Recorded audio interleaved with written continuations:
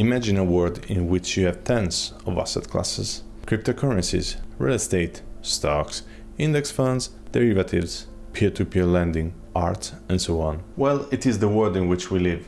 And you want to make money, don't you? Investing can be messy, and today I want to show you how you can navigate in this mess in the smartest way possible. But before starting, finance videos are my bread and butter, but they do not do as well as other videos on this channel. Can I kindly ask you to pump this video with a like, so you can show me that you appreciate this content? Let's reach something like 50 likes so you can work on new content on this topic. And please also remember, everything in this video is not financial advice. Asset classes. As we said, there are several asset classes in the market. To put some order in place, we can start by making a distinction between financial investment and alternative investments. Financial investments include the realm of all the financial instruments. These can be stocks, bonds, ETF, and derivatives. These are publicly traded, and all the information related to the instrument are publicly available, as companies have obligation of disclosure of financial data. They are traded on regulated markets,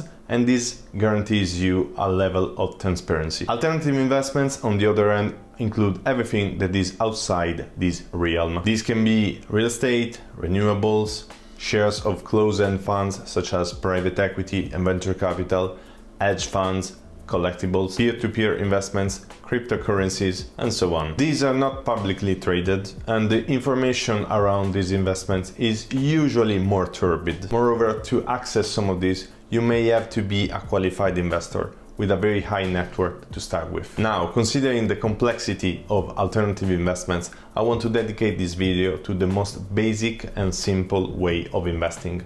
That is through financial investments. This is the most granular and transparent way of investing, and you can start with just $100 and set up a brokerage account in 1 day or 2. Why investing? As per what we discussed into our inflation video, money loses value over time at a rate that is usually 2% per year, but can be easily higher in periods of high inflation, such as the one we are living right now. Saving money by itself is not gonna be enough. Even with an inflation with a rate of 2% per year, 1,000 euro would be worth more or less 900 euros in 5 years. And this is why investing your exceeding cash is so important. Any asset class has some level of risk intrinsically, and the risk of liquidity is inflation, although it has no upside whatsoever. I mean, there might be some upside if you put your money into a bank account, but in that case, you're also adding the risk of the bank failing. So the simple way of investing remains through shares and stocks that can generate a return over time. And it is also very important to invest early in your life, as early as in your 20s, to take advantage of the compound interest. Compounded interest is what happens when your interests make more interest themselves. So let's say you have a 10% return over a period of 10 years. You're looking to make 100% of your investment over 10 years, right? Wrong. If you're able to get 10% over a period of 10 years, you're looking to make a final result of 10% multiplied by a power of 10. That is almost 160% over your initial investment. This happens because you keep reinvesting your returns and they generate more returns. And over a longer period of time, this concept is even more powerful. Let's say in 30 years. This is gonna make the difference between having enough money in your 50s to retire versus retiring in your 70s with a state pension. And yeah, as you can see from this graph, it is very important to start investing as soon as possible. How to start investing? As we said, setting up a brokerage account to invest in stocks and ETF can be done in a couple of days. For what is a stock and what is an ETF, I will send you back to my other videos, but let's make a recap right now. A stock is part of the ownership of a company that is publicly traded on a regulated market. You can pay the price of the stock to buy a small fraction of the company and be a shareholder. ETFs, on the other hand, are just portfolios of stocks or other financial instruments that cover specific industries, geographies, and so on, that are easily packaged in just one product, so you can get exposure to an entire industry with just one purchase. Now, owning stocks and ETFs can reward you in two different ways. Dividends that are a share of the net income of the company that get distributed every quarter or every year. These are completely passive, and you can literally buy the stock and sit down and wait to get paid. And capital gain, that is simply the gain that you make from buying low and selling high. So how do you buy stocks and shares? You surely do not go on the Tesla's website, press a buy button, and then Elon Musk delivers to you some of their shares at your door, don't you?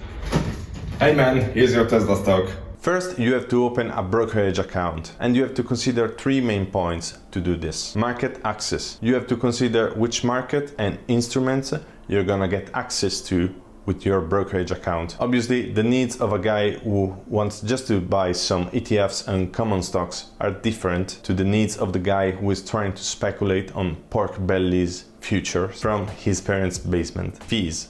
Simply put, whenever you buy or sell a stock, the broker account is gonna get a small fee. Ideally, you want this to be less than 1% of what you are buying or selling. At the same condition of the brokerage account, the less the better. Taxes. Capital gain and dividends are taxed, and they are taxed differently in different jurisdictions. So make sure you understand your country's tax regime and how this integrates with your brokerage account. The best brokerage account can vary a lot from country to country. As an European and as an Italian, I think that Interactive Brokers is the best solution because it is one of the most complete, one of the cheapest in terms of commissions, and it is a company that has been around for decades at this point. It is also a listed company on the Nasdaq with a market cap of over 30 billion USD. I mean, quite a big renewed company. If you ask me, I suggest you to open a separated brokerage account from your bank account. In this way, your investments and your saving do not get mixed. After opening a brokerage account, you just have to deposit money in your brokerage account. And then look for the stocks and for the ETFs you wanna buy. Select the product,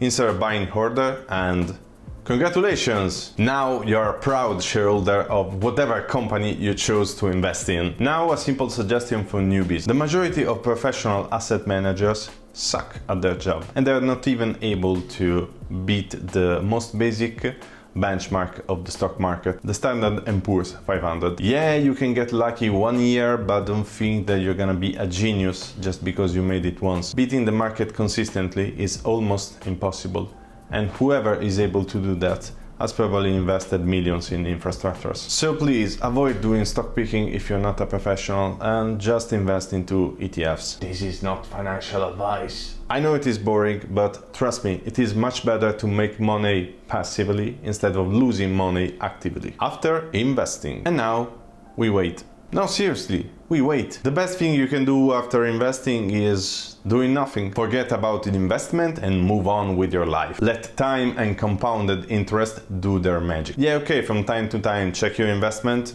but do not obsess over that. So what if your investment goes out? Till the investment thesis remains correct, you do nothing. You just sit down and wait it to recover, especially if your portfolio is composed mainly by index ETF. Over the long run, index ETF always recover from the downturn and set new highs. So if you are invested into index ETF, you should instead embrace the downturn, as this is gonna be an opportunity to buy at lower prices, averaging your initial purchasing price. This is what people call dollar cost averaging. Basically, you're going to plan a defined interval in which you are going to invest a defined amount of money. You're gonna invest this money in your portfolio and rebalance the weights of its positions. In this way, diligently investing every month or quarter, you're gonna take advantage of the downturns, buying more when the price is low and buying less when the price is high, averaging your purchasing price over time. So yeah, time in the market beats time in the market. Remember this. Through the years, you're gonna see the compounded interest doing its magic and you reap the benefit. And you'll exit from this game significantly richer. So guys, thank you for watching. If you learned something, please leave a like and subscribe and go check my other videos here. Bye!